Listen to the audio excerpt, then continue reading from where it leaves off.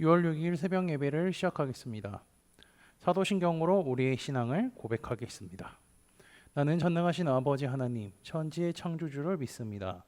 나는 그의 유일하신 아들, 우리 주 예수 그리스도를 믿습니다.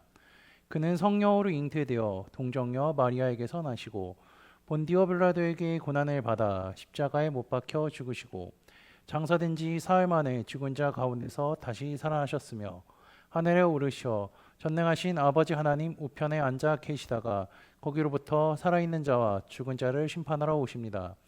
나는 성령을 믿으며 거룩한 공교회와 성도의 교제와 죄를 용서받는 것과 몸의 부활과 영생을 믿습니다. 아멘. 다 함께 찬송가 204장 찬송하시겠습니다. 주의 말씀 듣고서 준행하는 자는 반석 위에 터닫고 집을 지은 같아. 비가 오고 물나며 바람 부딪혀도 반석 위에 세운 집 무너지지 않네. 잘 짓고 잘 지세 우리 집 잘 지세. 만세 반석 위에도 우리 집 잘 지세. 주의 말씀 듣고도 행치 않는 자는 모래 위에 터닫고 집을 지은 같아. 비가 오고 물나며 바람 부딪힐 때 모래 위에 세운 집 크게 무너지네. 잘 짓고 잘 지세 우리 집 잘 지세.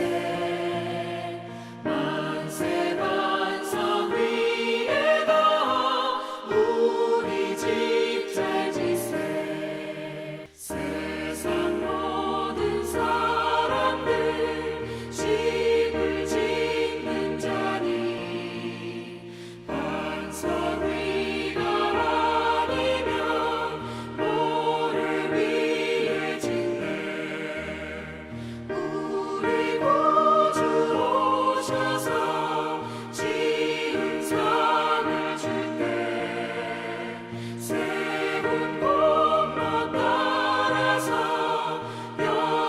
영영상벌 주리. 잘 짓고 잘 지세 우리 집 잘 지세. 만세 반석 위에도 우리 집 잘 지세. 오늘 우리에게 주시는 하나님의 말씀은 사도행전 17장 1절에서 15절까지입니다. 그중 10절에서 15절까지 제가 봉독하도록 하겠습니다. 밤에 형제들이 곧 바울과 실라를 베레아로 보내니 그들이 이르러 유대인의 회당에 들어가니라. 베레아에 있는 사람들은 데살로니가에 있는 사람들보다 더 너그러워서 간절한 마음으로 말씀을 받고 이것이 그런가 하여 날마다 성경을 상고하므로 그 중에 믿는 사람이 많고 또 헬라의 귀부인과 남자가 적지 아니하나. 데살로니가에 있는 유대인들은 바울이 하나님 말씀을 베레아에서도 전하는 줄을 알고 거기도 가서 무리를 움직여 소동하게 하거늘 형제들이 곧 바울을 내보내어 바다에까지 가게 하되 실라와 디모데는 아직 거기 머물더라. 바울을 인도하는 사람들이 그를 데리고 아덴까지 이르러 그에게서 실라와 디모데를 자기에게로 속히 오게 하라는 명령을 받고 떠나니라. 아멘. 바울 일행은 빌립보 인근 도시인 암비볼리와 아볼로니아를 통과해 곧바로 마게도냐의 데살로니가로 향합니다. 이곳은 빌립보와 달리 유대의 회당이 존재했죠. 바울 일행은 늘 그랬듯이 안식일에 회당에 갑니다. 2절은 이렇게 표현하고 있죠. 그들이 새 안식일 동안 그곳에 머무르며 복음을 전했다라고 말이죠. 그곳에 있는 동안 빌립보 교회에서의 2차례의 지원금도 받았습니다.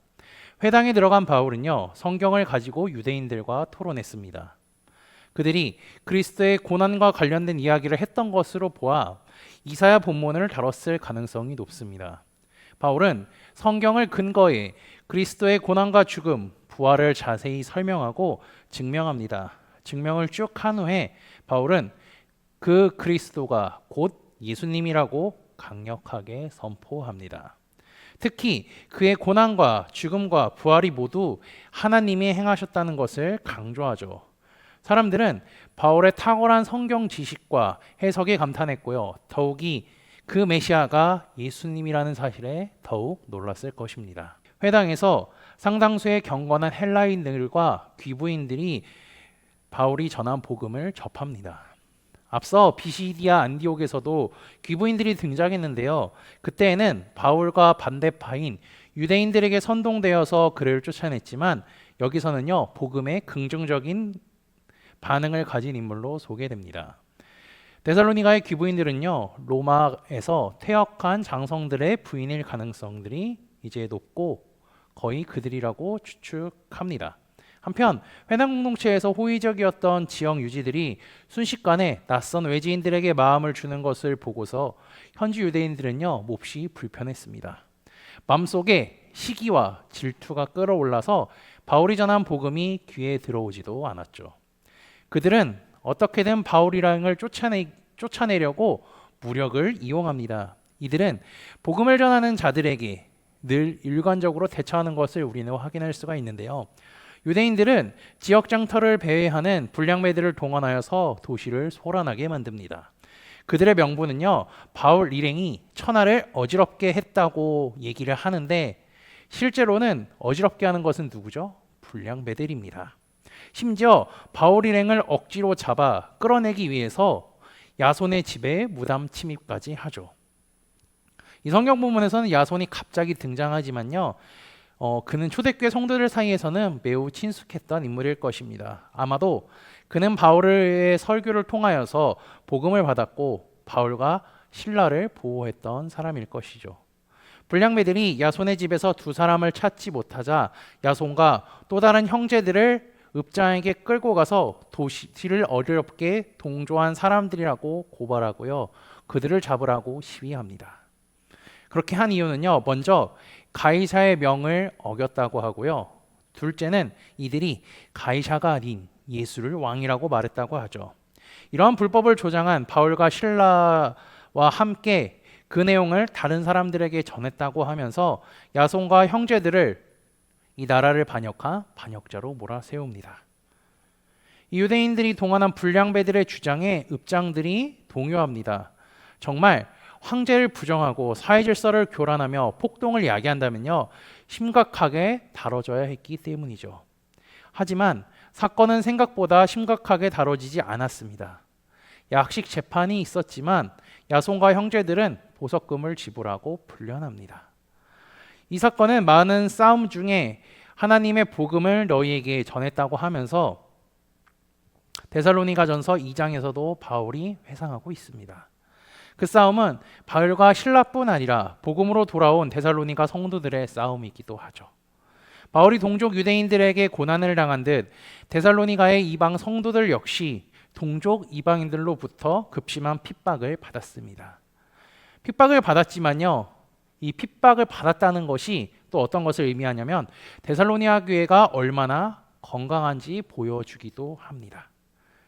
풀려난 이들은요, 바울과 신라를 잡으려고 혈안이 된 도시에서 그들을 베레아로 보냅니다. 베레아는 어느 곳이냐면요, 데살로니가에서 서쪽으로 약 75km 정도 떨어진 작은 도시입니다. 그곳에도 회당이 있기에 바울은 가서 이제 말씀을 선포하죠. 뜻밖에도 베레아 사람들은 바울의 가르침에 진지하게 반응합니다. 11절에 어떻게 묘사하면요, 너그러워서라고 말하죠. 그들은 바울의 가르침에 적대적이지 않고 편견 없이 이해하려는 열린 마음을 가졌습니다. 성경의 가르침을 진지하게 받고요, 바울의 증언이 실제로 그런가 하여 날마다 성경을 자세히 살펴보기도 했죠. 그리고 복음을 믿는 사람도 많았습니다. 귀부인뿐 아니라 남자들도 많았다라고 하죠. 빌립보와 데살로니가에서 겪은 일들로 인해 몸과 마음이 지쳤던 바울과 그 일행들은요, 베레아에서 큰 위로와 기쁨을 얻었을 것입니다. 하지만 바울의 베레아 사역 역시 순탄치 못했죠. 베레아에서도 복음이 전해졌다는 사실이 데살로니가에 있는 유대인들에게 퍼졌습니다. 그래서 그들은 사람을 보내 바울의 사역에 회방을 놓죠. 이들은 다시 사람을 선동하여 바울이 전한 복음을, 그 내용을 비틀어 버리고 말로 괴롭게 하여서 혼란을 빠뜨립니다. 이러한 상황이 일어나자 베레아에 있던 형제들은 바울을 피난하기로 결정하고 아덴을 목적지로 삼아 피난길에 오르게 합니다. 베레아에서 아덴까지는 약 300km 정도인데요. 그 거리를 함께 가는 사람이 있었습니다. 바울은 베레아를 떠날 수밖에 없었지만 실라와 디모데를 그곳에 남겨둡니다. 왜냐하면요, 베레아 사람들의 신앙을 견고하게 하기 위함이죠. 그리고 300km를 오고 가는 동안 함께 해준 동행자들을 돌려보내며 실라와 디모데를 다시 자기에게 오게끔 합니다. 당시에 300km를 걸어간다는 것, 꽤 많은 시간이 걸렸음을 우리는 알 수 있죠. 그 사람이 왕복 600km 이걸 다니는 동안 실라와 디모데는요, 베레아 성도들의 신앙을 계속해서 견고하게 했을 것입니다. 바울은 자신이 먼저 피난길에 오르면서 실라와 디모데를 그곳에 두어서 그 베레아에 남아있던 사람들의 믿음이 굳건해지도록 최선을 다한 것이죠. 본문에는 지역이 3개가 언급되어 있습니다. 그리고 이동거리는 수백 킬로미터 정도 되죠. 박해를 피해 이동한 행보이고 가는 곳마다 고초를 겪었지만 바울과 실라, 디모데는 복음 전도자의 사명으로 가득했습니다. 때로는 위험과 고통이 있지만 가는 곳마다 성령께서 복음을 담대히 전하게 해주셨고요. 날마다 구원받는 자가 많아지게 하셨습니다. 아울러 하나님께서 위로하시고 피할 길도 열어주셨죠.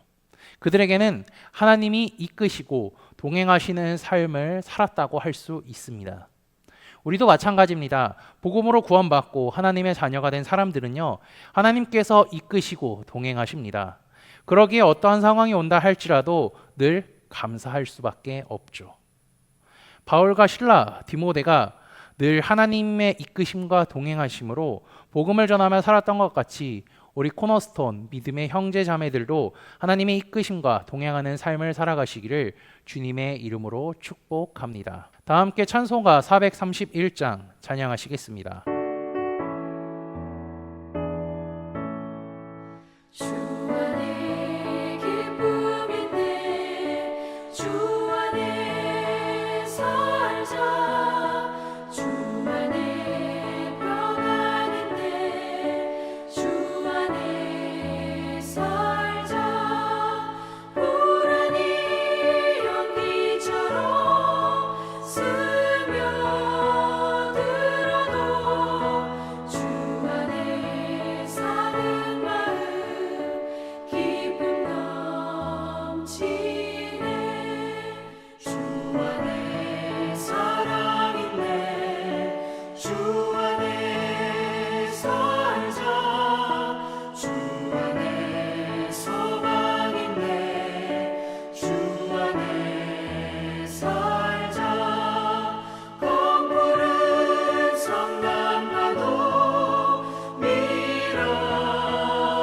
밀어덮쳐도 주 안에 사는 마음 평화 넘치네.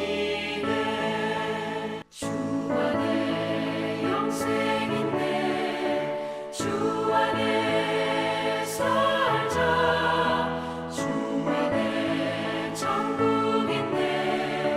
주 안에 살자. 불길이 지옥처럼 솟아올라도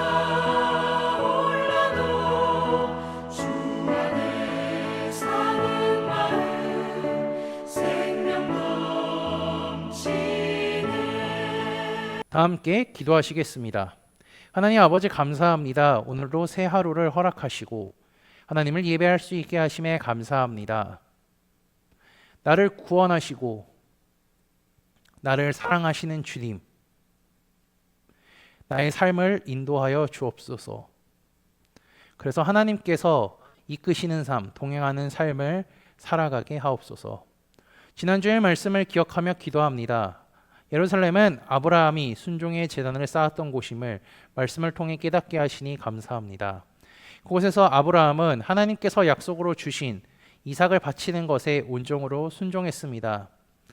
온전한 순종을 했을 때 하나님께서는 믿음의 조상이라는 칭호를 주셨을 뿐 아니라 그 아들을 그대로 살려주셨습니다.